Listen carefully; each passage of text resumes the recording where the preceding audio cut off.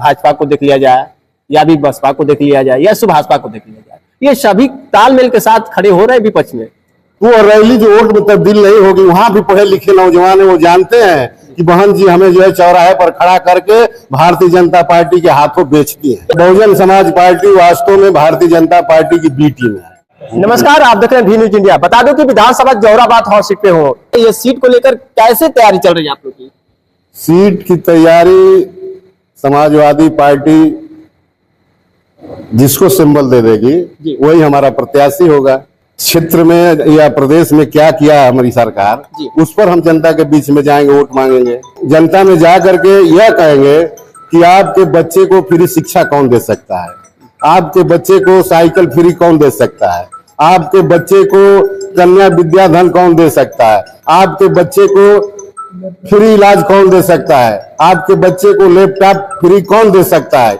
इस मुद्दे पर हम वोट मांगने जाएंगे। और समाजवादी पार्टी की इतनी योजनाएं हैं कि हम गिनती कराएंगे तो कम से कम आधा घंटा पौन घंटा लगेगा, तब जाकर के वो पूरा होगा। देखने को मिला कि अभी हाल ही में जो है लखनऊ में शक्ति प्रदर्शन सुप्रीमो मायावती जी का दिखा। बहुजन समाज पार्टी वास्तव में भारतीय जनता पार्टी की बी टीम है, जिसके नाम पर भीड़ इकट्ठा की गई थी। माननीय कांशीराम जी की पुण्यतिथि मनाई गई थी। माननीय कांशीराम के जीवनी पर बहन मायावती जी ने कितना फोकस किया। अगर 5 मिनट भी फोकस कर दिया होता, उनका इतिहास बताने में अपना समय लगाया होता, तो यह निश्चित रूप से समाजवादी पार्टी और नेताजी का नाम आता। इसलिए कि कांशीराम जी को पहली बार राज्यसभा में भेजने का काम श्रद्धेय नेताजी और समाजवादी पार्टी ने किया था। भाषण बहन जी पढ़ रही थी, यह भारतीय जनता पार्टी के प्रवक्ताओं ने लिख करके दिया था, वो पढ़ रही थी। वैसे तो बोल ही नहीं पाएंगी वो, ये तो आप जानते हैं। आज दलित समाज कहने कि बहन मायावती जी को आज भी मान रहा है, और जो हुजूम दिखा, जो संख्या दिखी, वो जनसैलाब देखा जा रहा है कि 2016 के बाद इस तरह से 9 साल बाद जो है फिर से वैसा आगाज देखने को मिला। तो ये मैं आपके माध्यम से कहना चाहूंगा कि 8 बरस में इस तरह की कोई रैली नहीं हुई बहुजन समाज पार्टी की। यह भारतीय जनता पार्टी की सरकार ने उनको कहा कि आप इतनी बड़ी रैली करो कि जनता जो है भ्रमित हो जाए कि बहुजन समाज पार्टी लड़ाई में आ गई है, अन्य बैकवर्ड जो है बहुजन समाज पार्टी की तरफ चला जाएगा। लेकिन ऐसा कुछ होने नहीं जा रहा है, क्योंकि हर समाज में पढ़े लिखे नौजवान हैं, वह जानते हैं कि ये बहन जी क्या कर रही है। पूरे सर पे पगड़ी साफा बांधते हुए दलित समाज एकमत नजर आया था, पूरे हर एक क्षेत्र से पूरे सभी लोग निकल पड़े। अच्छा, किसके माथे पर लिखा गया है कि राजभर है, चौहान है, अरविंद है? वो भारतीय जनता पार्टी की सरकार ने अपने लोगों को भेज करके इतनी बड़ी जो है बड़ी रैली कराया था। अच्छा, यह बताइए कि बाजा आपके यहाँ बज रहा है और नाचने वाला कहीं दूर नाच रहा है। जिस तरीके से वहां रैली हो रही है बहुजन समाज पार्टी की, और भारतीय जनता पार्टी का कार्यकर्ता अपने घर ताली बजा करके कह रहा है कि बहुत बड़ी रैली हुई है। इतनी रैली हमेशा होती है, वो तो पूरे प्रदेश की रैली थी। हमारा नेता माननीय अखिलेश यादव जी एक विधानसभा में चले जाएं तो उससे कम भीड़ नहीं होगी। वो तो रैली एक जनाधार माना जा रहा है कि सच में भाजपा के पास है, ये सभी पार्टियां मान रही है उस रैली को देखकर। वो रैली जो वोट में तब्दील नहीं होगी, वहां भी पढ़े लिखे नौजवान है, वो जानते हैं कि बहन जी हमें जो है चौराहे पर खड़ा करके भारतीय जनता पार्टी के हाथों बेचती है। क्या ये सच्चाई है? यह सच्चाई है, आप जान लीजिए, गाँव में घूम लीजिए, 2-4 हरिजन बस्तियों में। दलित समाज क्या ये मानने को तैयार है? दलित समाज है, जानते बीजेपी से काफी जो है दूरियां बना रहे, कह रहे कि सभी लोग को बेचेंगे। हाँ, आप 2024 का चुनाव देखे ना लोकसभा का, उसमें कैसा परिणाम आया? वो दलित समाज के लोग हमारे साथ रहे, तब हम 37 सीट जीते हैं लोकसभा की। उन लोगों को विश्वास है कि अगर हमारा कोई भला कर सकता है तो वो केवल समाजवादी संभव नहीं है। चलिए, जिस तरह से हम बता दूं कि एक तरफ जो समाजवादी पार्टी के कई नेताओं का कहना है कि भाजपा जो है बिल्कुल भाजपा की तरफ जो है तब्दील होती नजर आ रही है, और इन्हीं बीच जाने का प्रयास करेंगे। जय हिंद जी है। और क्या कहेंगे आप लोग, किस तरह से तैयारी कर रहे हैं? सपा का ये सीट देखा जा रहा है कि इस बार खेमे में जाएगा या फिर विपक्षी बहुत ताकत अपना जोर आजमाइश करने को तैयार है? ये तो 24 का चुनाव बता दिया है जी। मैं आपको बताना चाहता हूँ, इस जौहराबाद के बहुत कर्मठी कार्यकर्ता हैं और निष्ठावान लोग हैं। यहाँ के कार्यकर्ता 24 में साबित कर दिया है कि किसकी सीट जाएगी। 14-14.5 हजार से चुनाव यहाँ जौहराबाद में लोकसभा में जीते हुए हमारे प्रत्याशी हैं सनातन पांडे जी। तो इस बार यहाँ का कार्यकर्ता और लगन से तैयारी किया है, और अभी हम लोग अपना पीडीएफ पंचायत के माध्यम से लोगों के बीच में जा करके अपनी सरकार की और इस सरकार की बात को हम लोग बीच में रखते हैं कि हमारे पूर्व की सरकार ने कितना काम किया था।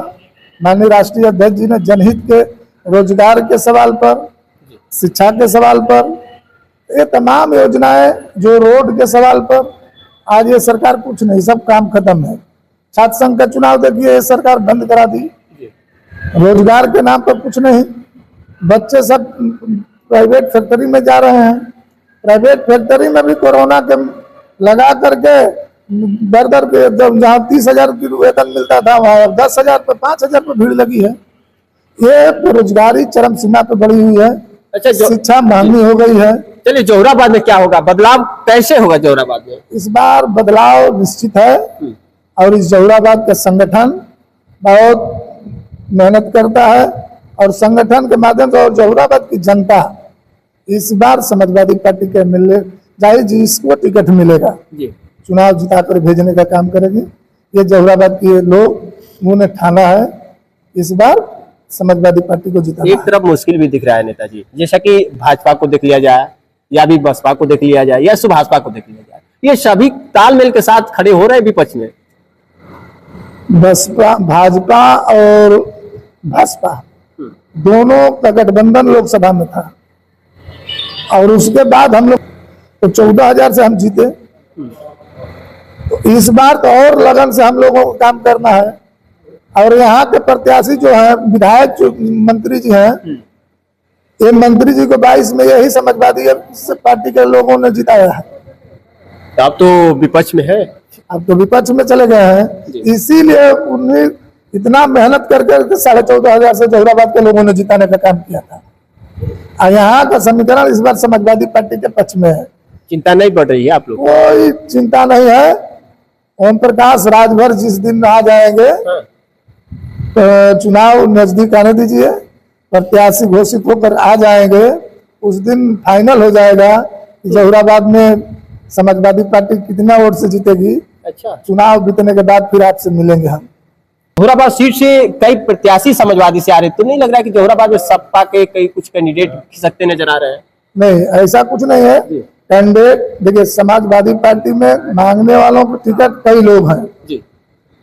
तो टिकट जिसको माननीय राष्ट्रीय अध्यक्ष जी ने टिकट देंगे, और जिस दिन मांगने के लिए मांग रहे हैं 10 लोग हैं, 15 क्षेत्र में भ्रमण भी कर रहे हैं, 2-3 प्रत्याशी भ्रमण भी कर रहे हैं। सबका काम है जी। समाजवादी पार्टी का ही तो काम कर रहे हैं। चाहे जितने प्रत्याशी क्षेत्र में चल रहे हैं, वो समाजवादी पार्टी की ही तो रीति नीति को बतिया रहे हैं, वो दूसरे दल की बात तो कर नहीं रहे हैं। और जिसको टिकट जिस दिन मिल जाएगा, सभी लोग मिल करके एक मंच पर होकर के इस जोहराबाद को फतह करने का काम करेंगे। एक तरफ और बात आ रही है, अगर मैं बात करूं सदा फातिमा जी का, उन्होंने कार्यकाल को लेकर काफी चर्चा में रह रही है, कार्यकाल गिना रही है। उनके बातों से लग रहा है कि शायद फिर से 27 में वो इस अखाड़े में आएंगे।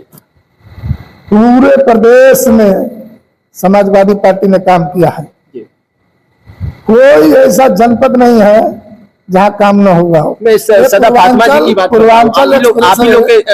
पूर्वांचल एक्सप्रेस वे माननीय राष्ट्रीय अध्यक्ष जी का देन है। हमारा मुखिया गाजियाबाद से लेकर के चाहे गाजीपुर जनपद की जितनी रोडें हैं बड़ी बड़ी, सब रोडों को चौड़ीकरण कराने का काम किया। हर जगह ट्रांसफार्मर पावर हाउस बैठाने का काम किया।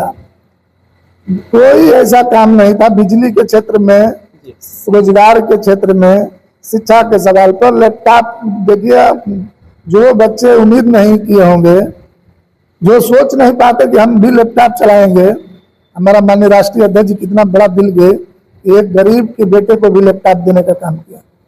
इस कारवां के बीच एक खींचातानी भी दिख रही है, क्या कहेंगे आप ही के जो है पुराने यहाँ के प्रत्याशी, जो कि यहाँ से विधायिका, उनका जो है विरोध हो रहा है?